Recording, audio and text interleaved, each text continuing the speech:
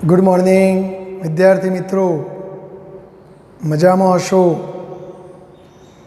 समतलमां गति पाठनी अंदर तमने मजा पड़ती हशे।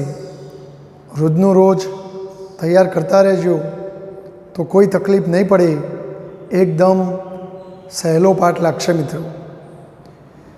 जो अगाऊना लेक्चर में आपणे सदिशोनो सरवाळो, सदिशोनी बादबाकी, ए माटे त्रिकोणनी अने समांतर बाजू चतुष्कोणनी रीतनी वातो करी। पछी आपणे सदिशोना सरवाळा माटे क्रमनो नियम, जूथनो नियम पढ़ाय छे। हवे आजे एक नवो नियम, विभाजननो नियम, सदिशोनुं विभाजन। जेम आपणे बीजगणितनी अंदर कोई संख्यानुं विभाजन करीए छीए कि भाई जो कोई संख्या 10 होय तो एने बे अलग अलग संख्याओना सरवाळा स्वरूपे विभाजित करी शकाय। दाखला तरीके 2 + 8 अथवा 3 + 7, तो आ एक संख्या ने 2 संख्याओं विभाजित करी एमने सरवाळा स्वरूपे बतावी शकाय। शू सदिशोनुं आ रीते विभाजन थई शके? तो जोईए मित्रों, आपणो आजनो प्रश्न छे सदिशोना विभाजननो अर्थ समजावो। दाखला तरीके आपणे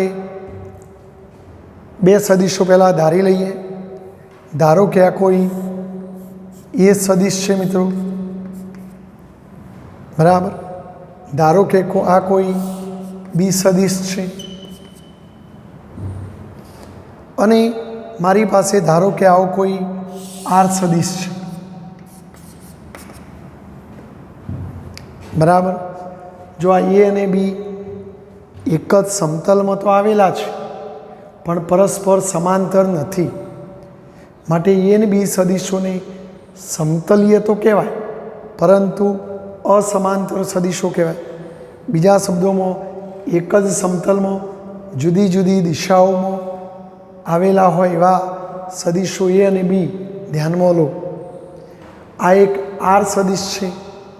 आ आर सदिश ने आ 2 सदिशोना सरवाळा स्वरूपे विभाजित करी शकाय मित्रों। कई रीते करी शकाय ए आजे हूँ तमने समजावा मागू छूँ मित्रों।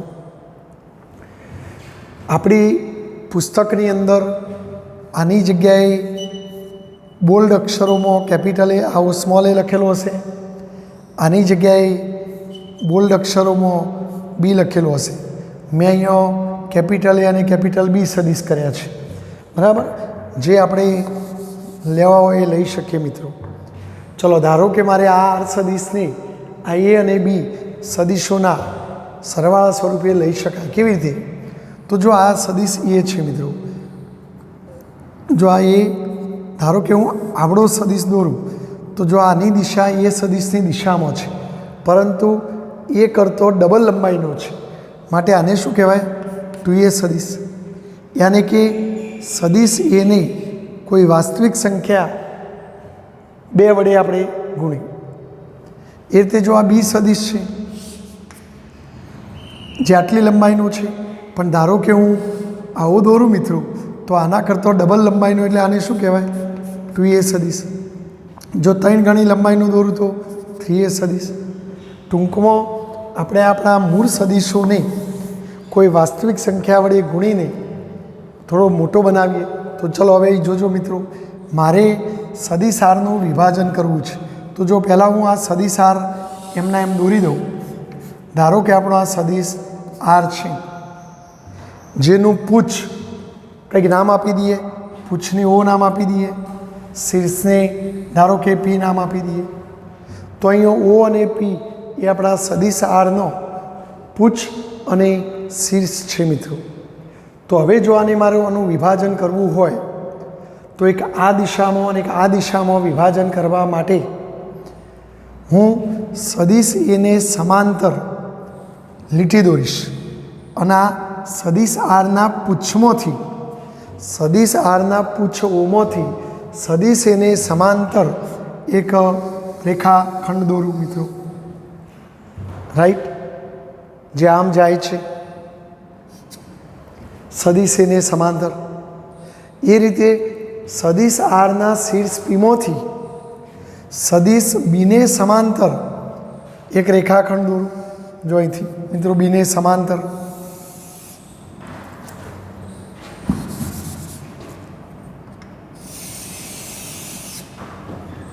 બરાબર.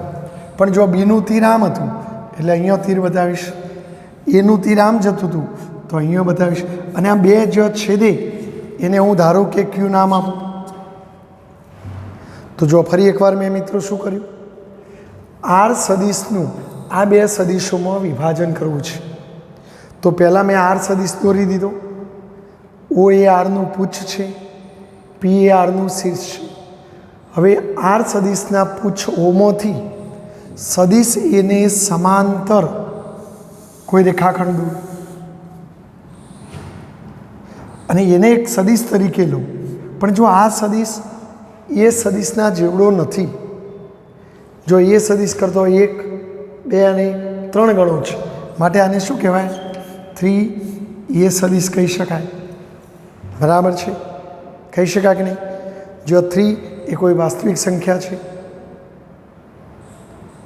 એ જ રીતે તમે જો આ બી સદિશ છે મિત્રો, સોરી બીને સમાંતર સદિશ છે, પણ જો આ સદિશ બી કરતો 1, 2, 3, 4 ગણો છે, તો આને શું કહેવાય, 4 બી સદિશ કહેવાય.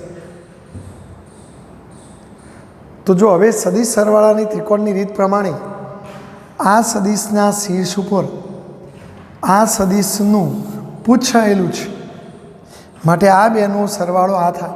માટે ઓક્યુ સદિશ વત્તા ક્યુપી સદિશ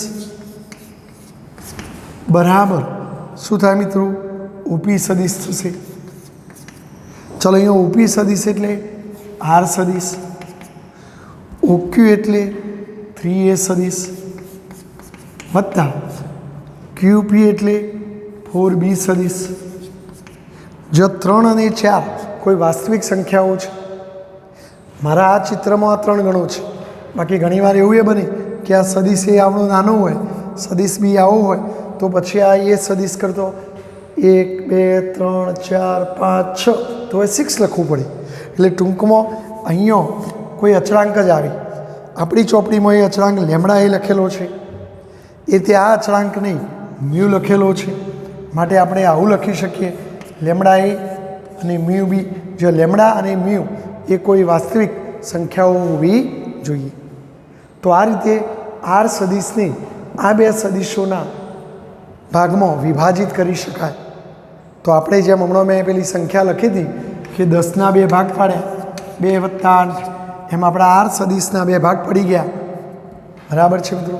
તો જો ફરી એકવાર, એક જ સમતલમાં જુદી જુદી દિશાઓમાં હોય તેવા 2 અશૂન્ય સદિશો, એટલે શૂન્ય ન હોય તેવા સદિશો છે, જે સમતલીય અને અસમાંતર સદિશો કહેવાય. ચલો આ જ સમતલમાં એક આર સદિશ આપણે ધ્યાનમાં લઈએ મિત્રો, અને આ આર સદિશને આ 2 સદિશોના સરવાળા સ્વરૂપે મારે વિભાજિત કરવો છે. જેમાંનો એક સદિશ, આર સદિશના 2 ભાગ પાડ્યા, જેમાંનો આ એક સદિશ એ સદિશની દિશામાંનો હશે, પરંતુ એ સદિશ બનાવવા માટે સદિશ એને કોઈ વાસ્તવિક સંખ્યા વડે મારે ગુણવું પડશે. અને બીજો સદિશ એ બીને સમાંતર દિશામાંનો સદિશ હશે, જે બીને કોઈ બીજી વાસ્તવિક સંખ્યા વડે ગુણીને મેળવેલો છે. ધારો કે આપણે આર સદિશના આ ઓને પૂછ કહીએ અને શીર્ષ કહીએ, તો આર સદિશના ઓમાંથી એક રેખાખંડ દોરવાનો એને સમાંતર, એક શીર્ષમાંથી રેખાખંડ દોરવાનો બીને સમાંતર, બંને જે છેદે ત્યાં ક્યુ નામ આપો. હવે આ દિશામાંનો સદિશ બતાવવા માટે અહીં એરો કરો, આ દિશામાંનો સદિશ બતાવવા માટે અહીં એરો કરો. રાઈટ. તો આ જે સદિશ બન્યો એ એક્ઝેક્ટ એ નથી, પણ એને કોઈ વાસ્તવિક સંખ્યા વડે ગુણો એટલી લંબાઈનો બનશે. આ બીને કોઈ વાસ્તવિક સંખ્યા વડે ગુણો એટલી લંબાઈનો બનશે. હવે સદિશ સરવાળાના ત્રિકોણની રીત પ્રમાણે આ સદિશના શીર્ષ ઉપર આ સદિશનું પૂછ છે, માટે આ બેનો સરવાળો આ સદિશ જેટલો થાય. તો આમ આપણે આર સદિશને આ બે સદિશોના સ્વરૂપમાં વિભાજિત કરી શકીએ. બીજા શબ્દોમાં લખવું હોય તો આપણા સદિશ આરનું આ એ સદિશની દિશામાંનો ઘટક કહેવાય. તો આને શું કહીશું? આર સદિશનો સદિશ એ ની દિશામાંનો ઘટક કહેવાય. એ રીતે આને શું કહેવાય? તો આપણા આર સદિશનો સદિશ બીની દિશામાંનો આર સદિશનું સદિશ બીની દિશામાંનો ઘટક એવું પણ બોલી શકાય. તો આમ સદિશ આરને આપણે આ રીતે બે ઘટકોમાં વિભાજિત કરી શકીએ. મિત્રો, જો આ પ્રશ્ન એટલો બધો મોસ્ટ આઈએમપી નથી, પણ છતાં આપણને આવડી જાય એવો પ્રશ્ન છે. મિત્રો, બરાબર, તમારી પાસે કુમાર મોડર્ન જેવા પુસ્તકો હશે જ, એમાં આ બધા પ્રશ્નો વ્યવસ્થિત લખ્યા છે. અથવા જ્યારે હું તમને આ વિડીયોની લિંક મોકલું એ વખતે ફોટા પાડીને પણ મોકલીશ, એટલે એમાંથી તમારે લખાણ લખી દેવાનું રહેશે. બરાબર, તો આ સદિશોના વિભાજનનો અર્થ થશે. મિત્રો, બરાબર છે.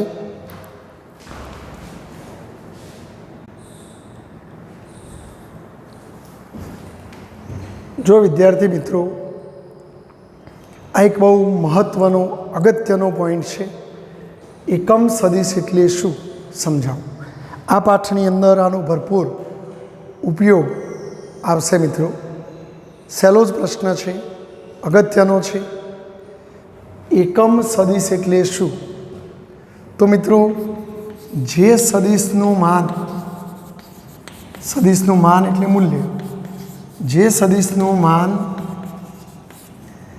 એક એકમ હોય તેવા સદિશને એકમ સદિશ કહે છે.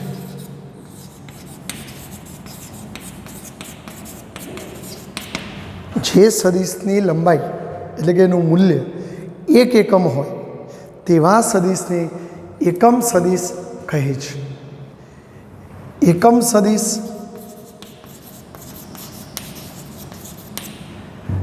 સદિશ ચોક્કસ દિશાનું નિદર્શન કરે છે.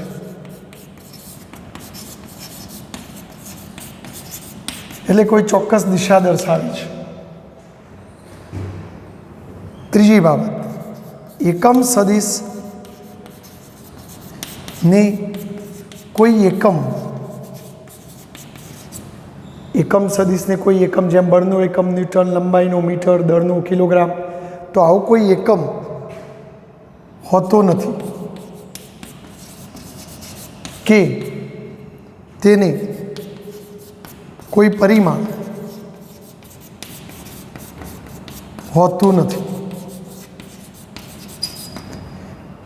બરાબર, કારણ કે એને એકમ જ નથી, તો પછી એને લંબાઈ, પહોળાઈ, આવું કોઈ પરિમાણ હોય નહીં. તો જે સદિશનું મૂલ્ય એક એકમ હોય તો એકમ મૂલ્ય ધરાવતા સદિશને એકમ સદિશ કહે છે.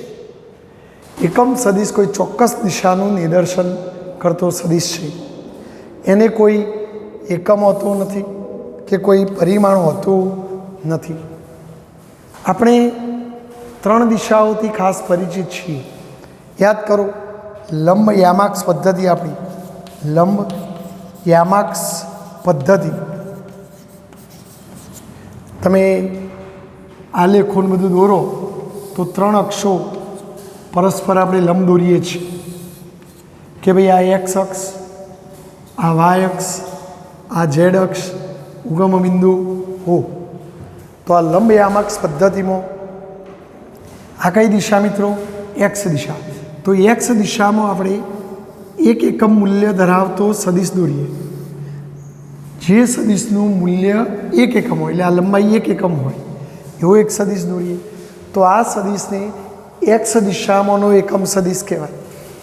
અને જેને આપણા પુસ્તકની અંદર આઈ કેરેટ વડે દર્શાવેલ છે. તો યાદ રાખજો મિત્રો, લંબ યામાક્ષ પદ્ધતિમાં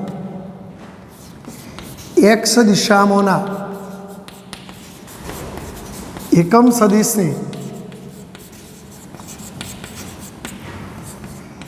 આઈ કેરેટ એટલે આપણા આઈના સિમ્બોલ ઉપર આવી ટોપી પહેરાવવાની, કેપ, જેને બોલાય કેરેટ. ઘણા કેરેટ બોલો, કેપ બોલો, બરાબર. તો આને આપણે શું વાંચીશું મિત્રો? આઈ કેરેટ. તો એક્સ દિશામાંના એકમ સદિશને આઈ કેરેટ કહેવામાં આવે છે. એ જ રીતે વાય દિશામાં એક એકમ લંબાઈનો રેખાખંડ દોરો. તો એ વાય દિશામાં એકમ લંબાઈનો સદિશ, જેને એકમ સદિશ કહેવાય. તો વાય દિશામાંના એકમ સદિશને જે કેરેટ વડે દર્શાવવામાં આવે છે મિત્રો, સ્મોલ જે લખવાનું તમારે. તો આ વાય દિશામાંનો એકમ સદિશ જે કેરેટ. અને એ જ રીતે ઝેડ દિશામાંના એકમ સદિશને કે કેરેટ વડે દર્શાવવામાં આવે છે. તો આને આપણે કે કેરેટ કહીશું મિત્રો. તો આમ લંબ યામાક્ષ પદ્ધતિમાં આ ત્રણ પરસ્પર લંબ એવી અક્ષો એક્સ, વાય અને ઝેડ, એમાં એક્સ દિશામાંના એકમ સદિશને આઈ કેરેટ, વાય દિશામાંના એકમ સદિશને જે કેરેટ, ઝેડ દિશામાંના એકમ સદિશને કે કેરેટ વડે દર્શાવવામાં આવે છે. એટલે કાયમ માટે આપણે હવે આ વસ્તુ યાદ રાખીશું. જો આઈ કેરેટનું મૂલ્ય, આઈ કેરેટ એ એકમ સદિશ છે અને એકમ સદિશનું મૂલ્ય કેટલું હોય મિત્રો? મૂલ્ય એટલે માના. તો આપણે કીધું કે જે સદિશનું મૂલ્ય એક એકમ હોય તો એને એકમ સદિશ કહેવાય. તો જો આ એકમ સદિશ હોય તો એનું મૂલ્ય એક એકમ હોય. એ રીતે એકમ સદિશ વાય દિશામાંનું, તો એનું એ મૂલ્ય એક એકમ, અને ઝેડ દિશામાંના એકમ સદિશનું મૂલ્ય પણ એક એકમ થાય. તો આ ત્રણે ત્રણ સદિશોના મૂલ્યો એક એકમ હોય છે. બરાબર છે? ખ્યાલ આવી ગયો તમને? એકમ સદિશ દર્શાવવા માટે એના સંકેતાક્ષર ઉપર આવી કેપ, ટોપી, બરાબર, વિદૂષકની ટોપી જેવી ટોપી, જેને કેરેટ વંચાય, તો એવું દર્શાવવામાં આવે છે. આ ત્રણ ચોક્કસ દિશાઓની મેં વાત કરી. પણ ધારો કે તમને કોઈ આવો સદિશ દોરીને આપેલો હોય કે ભાઈ આ એ સદિશ છે, તો હવે મારે એ સદિશની દિશામાંનો એકમ સદિશ શોધવો છે. તો કેવી રીતે મળે? તો જો આ તો મોટો સદિશ છે, તો ચલો આપણે અહીંયા જુઓ, આ સદિશની લંબાઈ માપી લઈએ. ધારો કે આ લંબાઈ 1, 2, 3 અને 4. તો મને કહેશો સદિશ એ નું મૂલ્ય, જેને માનાંકમાં એ કહેવાય અથવા એકલો એ કહેવાય, તો બોલો આ આખા સદિશની કુલ લંબાઈ કેટલી? 4 એકમ છે, રાઈટ? તો આ 4 એકમ લંબાઈનો સદિશ એટલે આપણો એ સદિશ છે. હવે આ એ સદિશની દિશા છે. તો ચલો એક કામ કરું, આ આટલી લંબાઈનો એક નાનો સદિશ દોરું. તો બોલો આ સદિશની લંબાઈ કેટલી હશે મિત્રો? 1 એકમ હશે. માટે આ એકમ લંબાઈ ધરાવતો સદિશ, માટે એને એકમ સદિશ કહેવાય. પણ કઈ દિશામાંનો? એની દિશામાંનો એકમ સદિશ.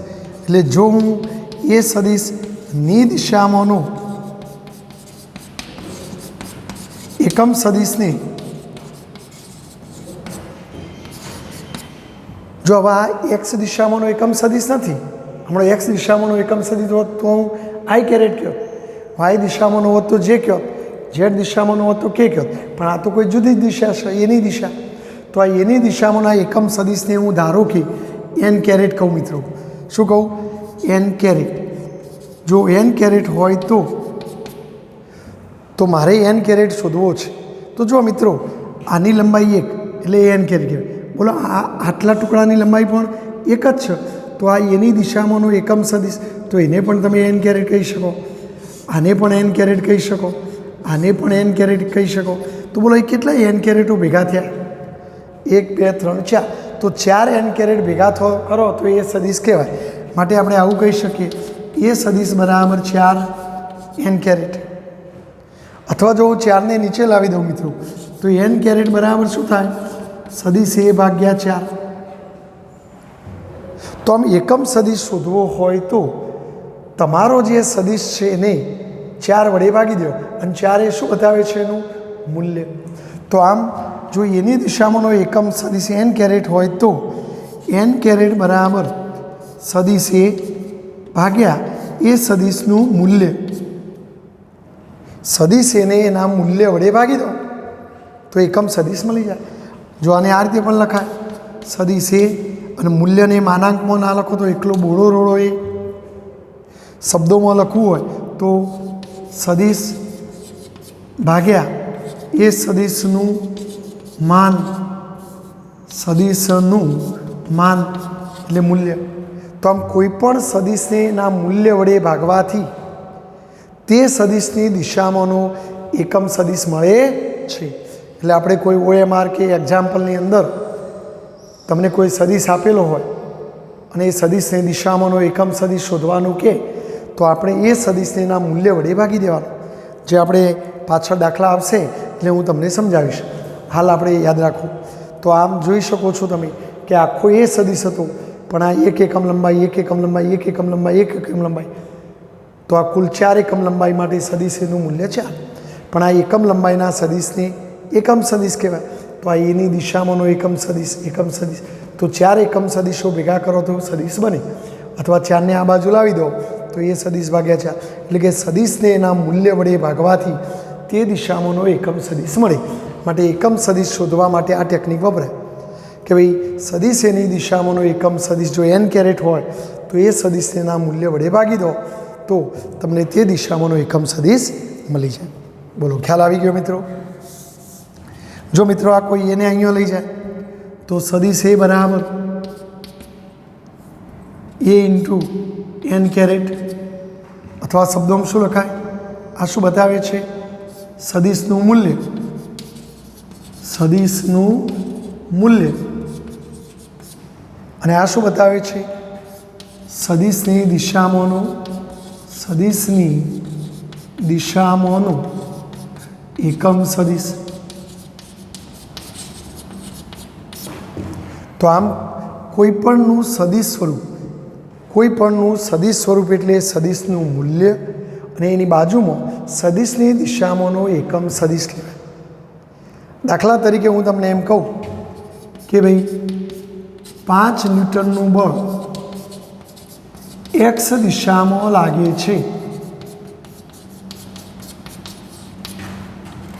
તો આ બળનું सदिश स्वरूप के रीते लखाय? तो जो आपणे बल माटे कयो संकेताक्षर वापरीए छीए भाई फोर्स एफ, तो जो आपणे एफ लखवानो सदिश स्वरूपे। हवे कोईपणનું सदिश स्वरूप એટલે સદિશનું મૂલ્ય। તો જો અહીંયા 5 ન્યૂટનનું બળ લાગે છે તો બળનું મૂલ્ય કેટલું આપ્યું? 5। તો આપણે અહીંયા મૂલ્ય લખવાનું અને બાજુમાં दिशा ते सदिशनी दिशामांनो एकम सदिश। तो बोलो आ बळ कई दिशामां लागे छे? एक्स दिशामां। तो आपणे तो जो एक्स दिशामांनो एकम सदिश शुं कहेवाय मित्रों? आई कैरेट। तो पछी अहींया लखवुं पड़े बाजुमां आई कैरेट। तो आ रीते आपणे लखी शकीए मित्रों। बोलो, ख्याल आवी गयो? तो आ वस्तु तमने हवे आवड़ी गई हशे। तो जो फरी एकवार जे सदिशनुं मान एक एकम होय तो एवा सदिशने एकम सदिश कहे छे। एकम सदिश कोई चौक्कस दिशानुं निदर्शन करे छे। एकम सदिशने कोई एकम ना होय, कोई परिमाण होतुं नथी। लंब यामाक्स पद्धतिमां परस्पर लंब एवी 3 अक्षो एक्स अक्ष, वाय अक्ष अने झेड अक्ष। तो एक्स अक्षनी दिशामांना एकम सदिशने खास आई कैरेट वडे दर्शावीशुं, वाय दिशामांना एकम सदिशने जे कैरेट वडे, झेड दिशामांना एकम सदिशने के कैरेट वडे दर्शावाय छे। तेमनो मूल्यो, तो एमनो मूल्यो केटलो मित्रों?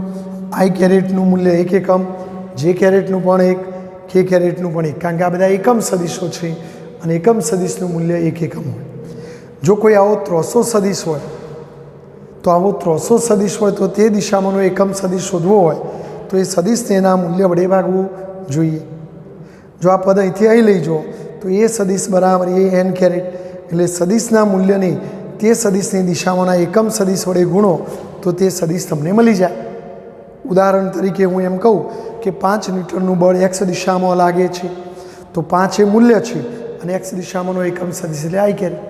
ધારો કે તમને એમ કે ભાઈ 10 ન્યૂટનનું બળ y દિશામાં લાગે છે તો જો બળનું મૂલ્ય અહીં 10 લખવાનું અને y દિશામાંનો એકમ સદિશ j कैरेट, તો j कैरेट લખવાનું।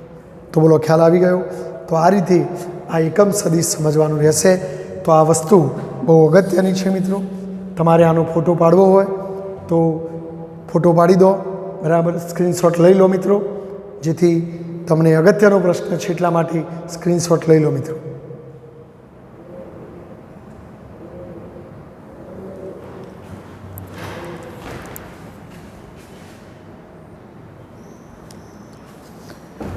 જો બચ્ચો, ચોમાસાની ઋતુ છે પણ વરસાદ આવતો નથી, પરંતુ વરસાદને લગતો એક દાખલો છે. જોઈએ આપણે. વરસાદ શિરોલંબ દિશામાં, શિરોલંબ, શીરો ખાધેલો છે ને, શિરોલંબ દિશા, શીરો ખાવાના શીરોની વાત નથી બાળકો. શિરોલંબ દિશા એટલે ઊભી દિશા, અને સમક્ષિતિજ દિશા એટલે આમ આડી, જમીનને સમાંતર. શિરોલંબ એટલે ઊભી દિશામાં. જો આપણે દિશાઓ બતાવી દઈએ, તમે બધા જાણો જ છો મિત્રો કે આપણા નકશામાં આ ઉત્તર દિશા, જેને આપણે નોર્થ કહીએ છીએ, આ દક્ષિણ દિશા, જેને આપણે સાઉથ કહીએ છીએ, આ પૂર્વ દિશા, જેને આપણે ઈસ્ટ કહીએ છીએ, આ પશ્ચિમ દિશા, જેને આપણે વેસ્ટ કહીએ છીએ. આ ઊભી દિશા કહેવાય, આડી દિશા કહેવાય. ચલો, વરસાદ શિરોલંબ દિશામાં 35 મીટર પર સેકન્ડની ઝડપથી પડે છે. જો વરસાદ નીચેથી ઉપર ના જતો હોય, ઉપરથી નીચે આવતો હોય, તો જો આ વરસાદની ઝડપ આપી છે, પડવાની ઝડપ, શિરોલંબ એટલે આમ ઊભી, 35 મીટર પર સેકન્ડ. હવે જો આપણે વરસાદ એટલે ઇંગ્લિશમાં રેન કહેવાય, તો આ વરસાદની ઝડપ વી રેન, તો આ વીઆરની કિંમત આપણને આપી દેવામાં આવી 35 મીટર પર સેકન્ડની ઝડપથી શિરોલંબ એટલે આમ ઊભી દિશામાં પડી રહ્યો છે. થોડા સમય બાદ હવા, પવન 12 મીટર પર સેકન્ડની ઝડપે પૂર્વથી પશ્ચિમ, જો આ પૂર્વ છે ને પછી એટલે આમ જવાની વાત છે, પૂર્વથી પશ્ચિમ એટલે આ, એટલે જો આપણે અહીંયા બતાવીએ તો આ પૂર્વથી પશ્ચિમ તરફ કોણ જઈ રહી છે? હવા. તો હવાની ઝડપ આપી, હવા એટલે વિન્ડ, વિન્ડ ફાર્મ કહીએ છીએ ને આપણે, પવન ચક્કી, તો વિન્ડનો ડબલ્યુ, તો જો આ હવાની ઝડપ વી ડબલ્યુ 12 મીટર પર સેકન્ડ, બરાબર, પૂર્વથી પશ્ચિમ દિશામાં ફૂંકાવા લાગે. બસ સ્ટેન્ડ ઉપર ઊભેલો છોકરો, દાખલા તરીકે આપણે બસ સ્ટેન્ડ ઉપર કોઈ છોકરો આમ ઊભો છે. હવે તમે વિચારો મિત્રો, જો આમ છત્રી આ રીતે સીધી જ શિરોલંબ રાખીને આમ ઊભો હોય, પણ પેલો પવન જો આમથી આમ આવે, વરસાદ ઉપરથી આવે ને પવન આમથી આવે, તો પછી પવનનો ધક્કો વાગીને છત્રી ઓમ જતી રહે, તો પછી આ છત્રી જે ઉપર હતી ઓમ જતી રહે, તો આપણે તો પલળી જઈએ ભાઈ. તો પછી તમારે છત્રીને એવી રીતે કઈ રીતે ગોઠવવી જોઈએ? એટલે જો તમે છત્રી આમ સીધી રાખશો તો પેલા પવનની ઝાપટથી આમ જતી રહેશે, પણ જો પહેલાંથી તમે છત્રી આમ રાખો તો પેલી પવનની ઝાપટથી પરિણામી અસર રૂપે આમ આમ આવી જાય, તો આપણે બચી જઈએ. એટલે પહેલાંથી આપણી છત્રી આમ નમાવેલી હોવી જોઈએ, અથવા આપણે આ બંનેનો પરિણામી વેગ શોધવો પડે, પરિણામી સદિશ શોધવો પડે. જો આપણે આ બંનેનો પરિણામી સદિશ શોધવો હોય તો એક સદિશ આમ છે, એક સદિશ આમ છે, તો પરિણામી સદિશ કઈ દિશામાં હોય તો આપણે સમાંતર બાદ ચતુષ્કોણની રીત વાપરીએ મિત્રો. તો જો સમાંતર બાદ ચતુષ્કોણની રીત વાપરીએ તો આ બે સદિશોનો પરિણામી જવાબ શોધવા વિકર્ણ શોધવો પડે.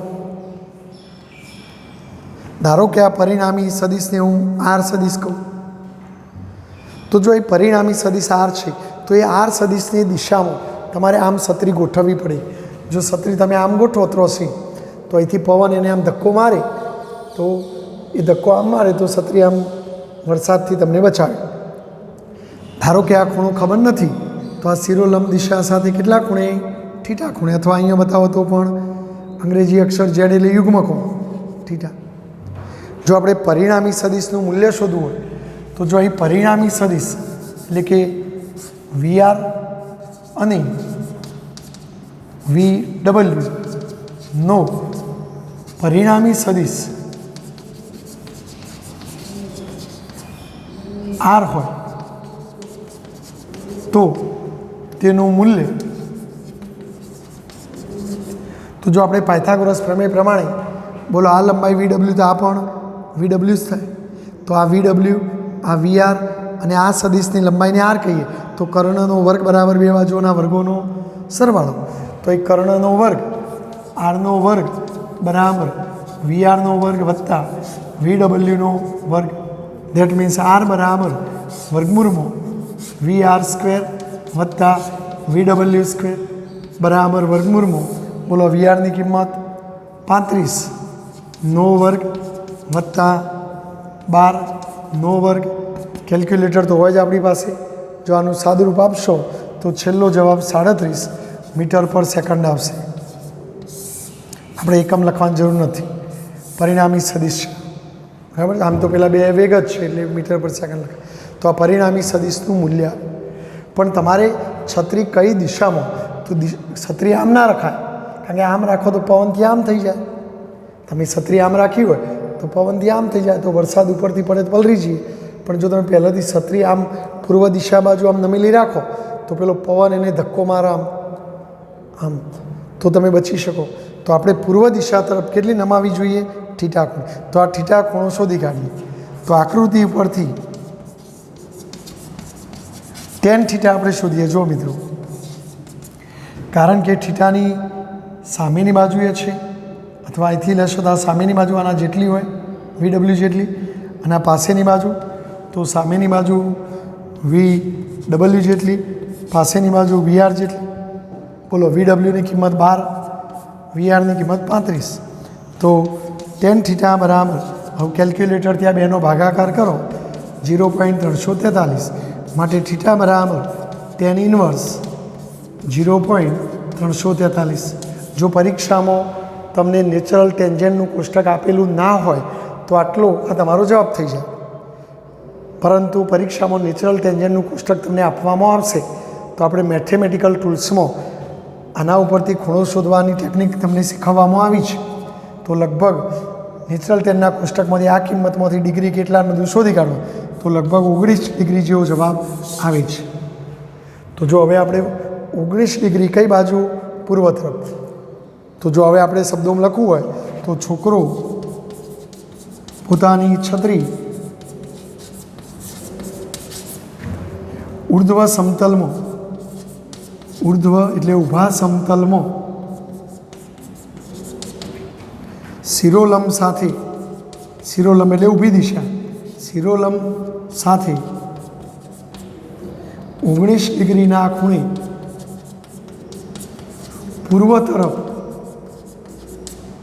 રાખવી જોઈએ.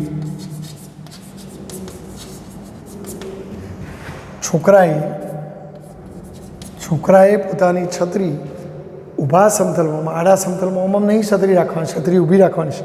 તો એ ઉર્ધ્વ સમતલમાં શિરોલંબ દિશા સાથે કેટલા ખૂણે? 19 ડિગ્રીના ખૂણે પૂર્વ તરફ રાખવી જોઈએ. એટલે ટૂંકમાં જે બાજુથી પવન આવતો હોય એ બાજુ નમાયેલી રાખવી પડે. પવન પૂર્વથી પશ્ચિમ આમ જાય છે તો છત્રી આમ રાખવી જોઈએ. જો પવન આમ ફૂંકાતો હોય તો મિત્રો, તો પવન આમ ફૂંકાતો હોય છત્રી આમ રાખો તો ઉપરથી એમ જતી રહે. તો પવન જો પશ્ચિમથી પૂર્વ જતો હોય તો છત્રીને પશ્ચિમ બાજુ રાખવી જોઈએ, જેથી અહીંથી આમ ધક્કો વાગે આમ થાય. બોલો, ખ્યાલ આવી ગયો? તો આ રીતનું એક્ઝામ્પલ તમને આવડવો જોઈએ મિત્રો. ચલો સ્ક્રીનશોટ પાડી લો બરાબર. અને આ દાખલો લખાઈ જવો જોઈએ મિત્રો બરાબર. તમારા ચોપડાની અંદર આ લખાઈ જવો જોઈએ.